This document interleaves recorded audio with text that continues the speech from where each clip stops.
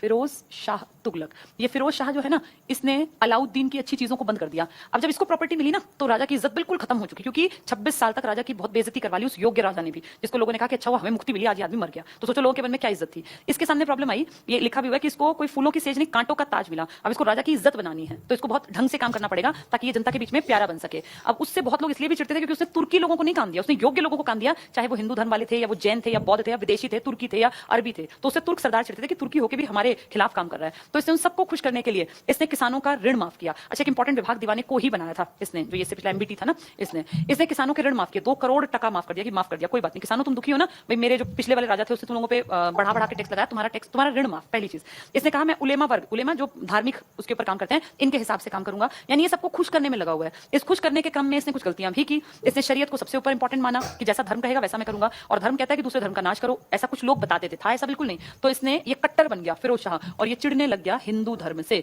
और इसलिए इसने हिंदू धर्म को खत्म करने के लिए अपने पार्ट पे खूब काम किए। बहुत सारे मंदिर तोड़े, मंदिर में रखी चीजें जलवा दी और तुड़वा दी, मतलब नष्ट कर दिया, और कहा कोई मंदिरों की मरम्मत नहीं होगी मेरे काल में। मेरा मतलब तू 40 साल जिएगा तो मंदिर मरम्मत ही नहीं होगी। तुड़वा के बोला मरम्मत नहीं होगी, कोई मरम्मत करेगा तो उसको मैं मार दूंगा। यानी हिंदू धर्म के विरोध में इसने काम करना स्टार्ट किया। अपने धर्म को बढ़ाने के लिए ढेर काम किया, लेकिन हिंदू धर्म को खत्म कर दिया। किसानों के ऋण माफ किया, अच्छा किया, बहुत अच्छी बात है, कई अच्छे काम इसने किए। लेकिन धर्म के नाम पे देखें तो ये थोड़ा कट्टर था। इस्लाम धर्म का बहुत ज्यादा इसके मन में इज्जत थी, पर हिंदुओं से खासा चिढ़ता था। इसने कुछ अच्छे कामों में जो नाम लेते हैं तो ये है शाह ए शहर। इसने कहते हैं 300 नए शहर बसाए, जिनमें हरियाणा में भी हिसार है, फतेहाबाद है, दिल्ली में है, यूपी में है, फिरोजाबाद वगैरह बहुत सारे शहर बसाए। तो शाह ए शहर, और इसने बहुत सारी नहरें बनवाई। तो शाह ए नहर ये भी इसने बनवाई। इसने बहुत बड़ी बड़ी नहरों में, जैसे हरियाणा और पंजाब को मेन अगर मैं कहूं तो ये यमुना से लेकर नहर हिसार तक इसने चलवाई, हिसार इसी का बसाया हुआ था। और ये घग्गर जो नदी है यहां से लेकर और ऊपर सतलुज के बीच में नहर, मतलब बहुत सारी नहरें और बहुत सारे शहर बसाए, बहुत सारे अस्पताल बनवाए, सराय बनवाई, पुल बनवाए। यानी इसने सोसाइटी के विकास के लिए काम किया, इसलिए इसको सल्तनत कालीन अकबर भी कह देते हैं। सल्तनत कालीन अकबर अगर एग्जाम में आया तो फिरोज शाह तुगलक है, लेकिन अकबर धर्मांध नहीं था, अकबर ने धर्मों को भी बराबरी दी।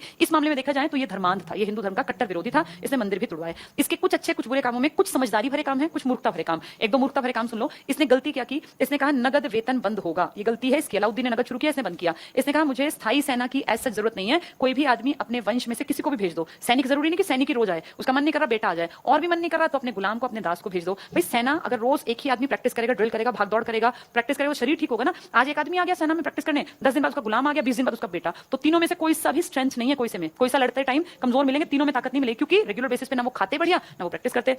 तो इसने कमजोरियां हैं इसकी। इसने सैलरी बंद करवा दी, नगर जो ये पद थे ना स्थाई, वही आदमी आए, इसने कहा दास भी आ सकते हैं, कोई भी आ जाओ। तो ये गलतियां हैं इसकी सारी। इसने जो घोड़ों को दागने की प्रथा थी इसको बंद करवा दिया, तो राजा के घोड़े खूब बिकेंगे मार्केट में और राजा नुकसान में जाएगा। तो फाइनली कहें तो इसने कुछ गलतियां, कुछ अच्छे काम, कुछ बुरे काम हैं, लेकिन याद रखना शाह ए शहर, शाह ए नहर। इसने घोड़े दागने बंद करवा दिया, नगद वेतन बंद करवा दिया, भूमि को इसने लोगों को वैसे ही बांट दिया जैसे पहले था ना कि भूमि दिया करते थे, तो ऐसे भूमि देनी। फाइनली जाके देखा जाए तो ठीक है, टिक गया, लंबा टिका ये भी, लेकिन कोई बहुत ऐसा काम नहीं है जिसका कि असर अब तक देखा जाए। बस ये बाग वाग और इस तरह के अच्छे काम इसने डिपार्टमेंट चलाए थे। हाँ, डिपार्टमेंट बहुत सारे चलाए। विधवाओं को जो है बहुत सारा पैसा खैरात में दिया जाता जो जरूरतमंद थे, और इस्तेहाक, पेंशन विभाग और मैरिज ब्यूरो, उस टाइम में जैसे बहुत अच्छे अच्छे कई डिपार्टमेंट बने जो आज तक हमारी सरकारें चला रही हैं। लेकिन इसके बाद कोई ताकत पर नहीं था। फाइनली जाके तुगलक वंश का भी द एंड हो गया। गुलाम वंश खत्म हुआ, खिलजी खत्म हुआ, तुगलक खत्म हुआ। ठीक है, हमारा रह गया सैयद और लोधी। मैं कल बता दूंगी, और कल लोधी कंप्लीट करके मध्यकाल में सल्तनत काल पूरा हो जाएगा। उम्मीद करती हूँ ये सारा तुम्हें रिवाइज हो गया होगा। कभी भी जब नई चीज पढ़ते हैं ना तो उससे पहले पुराना दिमाग में एक बार गो थ्रू होना बहुत जरूरी होता है। आज अपने पुराने नोट्स उठा लेना, आज में से लिखना कुछ नहीं, सब लिखा हुआ है, सिर्फ उनको पढ़ लेना। ठीक है, कल मिलेंगे सैयद वंश के साथ। Thank you.